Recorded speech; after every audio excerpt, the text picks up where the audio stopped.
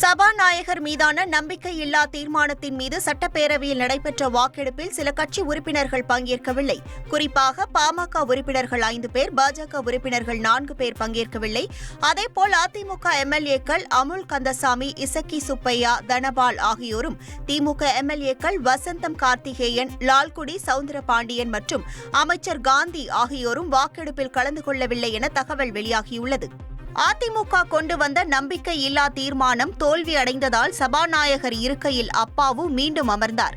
அப்போது பேசிய அவர், ஒரு சில தவறுகள் நடந்திருந்தாலும் கூட என்னை நானே திருத்தியிருப்பேன் அல்லது முதல்வரால் திருத்தப்பட்டிருப்பேன் என விளக்கமளித்தார்.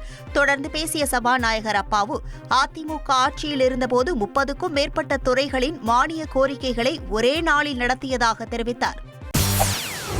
செய்திகளை உடனுக்குடன் தெரிந்து கொள்ள உடனே சப்ஸ்கிரைப் பண்ணுங்க.